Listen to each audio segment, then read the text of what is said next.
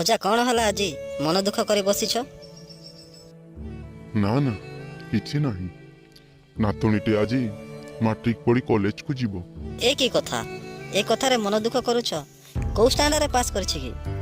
First କ୍ଲାସରେ pass କରିଛି। ଆରେ ଅଜା, ଏ ତ ବେଶୀ ଖୁସିର କଥା। ତାକୁ ଭଲ କଲେଜରେ ସିଟ୍ ମିଳିବ, ଆଉ +2ରେ ଭଲ ମାର୍କ ରଖିଲେ ଚାକିରି ତା ପାଇଁ ଥୁଆ। ଆରେ ସେଥିପାଇଁ ମୋ ମନ ଦୁଃଖ।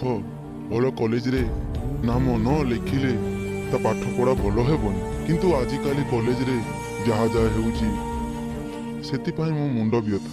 ସେଇଟା ତ ଠିକ୍ କଥା ଯେ ତମେ କ'ଣ ପାଇଁ ଚିନ୍ତା କରୁଛ? ନା ରେ ନାତିଆ, ମୁଁ ସେ ମମିତା କଥା ଚିନ୍ତା କରୁଥିଲି। ଏତେ ଦିନ ପରେ ତା କଥା କାଇଁ ଭାବୁଛ?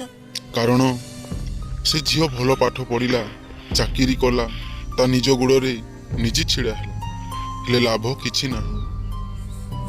ଇଏ ବଡ଼ ବଡ଼ ନେତା ମନ୍ତ୍ରୀ ମାଲିକମାନେ ମିଶି ତାକୁ ବଳାତ୍କାର କଲେ, ଜାଲି ପୋଡ଼ିକି ମାରିଦେଲେ।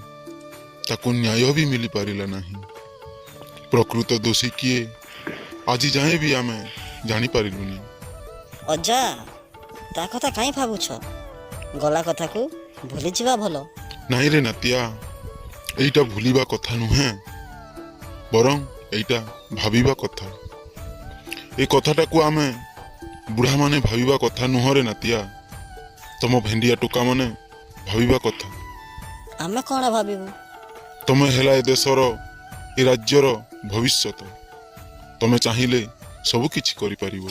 ଆଜି ଗୋଟେ ଝିଅକୁ ଭଲ କଲେଜରେ ଏଡମିସନ କରି ପାଠ ପଢ଼େଇବା ଚିନ୍ତାର କାରଣ ହେଇଗଲାଣି। ଭଲ ଝିଅକୁ ଦେଖିଲେ ତାକୁ ନଷ୍ଟ କରିବାକୁ ଚେଷ୍ଟା କରୁଛନ୍ତି। ଆମ ବୟସ ସେତେ ନାହିଁ ଯେ ଆମେ ଅନ୍ୟାୟ ପ୍ରତି ଲଢ଼ିପାରିବୁ। ତମମାନଙ୍କୁ ହିଁ କିଛିଟା ଗୋଟେ କରିବାକୁ ପଡ଼ିବ। ନହେଲେ ଏ ବଡ଼ ବଡ଼ିଆ ନେତା ମନ୍ତ୍ରୀ ମାଲିକମାନେ ମମିତା ଭଳି ସମସ୍ତ ଝିଅଙ୍କୁ ନଷ୍ଟ କରି ଚାଲିଥିବେ, ଆଉ ସବୁ ପରିବାର ବର୍ବାଦ ହୋଇ ଚାଲିଥିବ। ସେଥିପାଇଁ ମୋତେ ଡର ଲାଗୁଛି। ଭଲ କଲେଜରେ ପାଠ ପଢ଼େଇଲେ କାଲେ ତା ସାଥେ ଏମିତି ହେଲେ ଆମେ କାହାକୁ ଦୁଃଖ ଜଣାଇବୁ? ନେତା ମନ୍ତ୍ରୀ ପୋଲିସ ସବୁ ତ ତାଙ୍କ ହାତ ମୁଠାରେ। ଠିକ୍ କଥା କହିଲ ଅଜା। ଆମ ୟଙ୍ଗ ଜେନେରେସନକୁ ହିଁ ଆଗକୁ ଆସିବାକୁ ପଡ଼ିବ, ଆଉ ସତ୍ୟ ପାଇଁ ଲଢ଼େଇ କରିବାକୁ ବି ପଡ଼ିବ। ମୁଁ ବାଟ ଭୁଲି ଯାଇଥିଲି ଅଜା।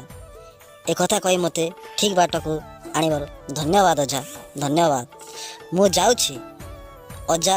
ସମସ୍ତ ଗାଁ ସହର ଓଡ଼ିଶାର ସମସ୍ତ ଭାଇମାନଙ୍କୁ ଆହ୍ୱାନ କରିବି, ସମସ୍ତେ ଏକାଠି ହୋଇ ସତ୍ୟ ପାଇଁ ଲଢ଼େଇ କରିବା, ଅନ୍ୟାୟ ହେବାକୁ ଦେବା ନାହିଁ।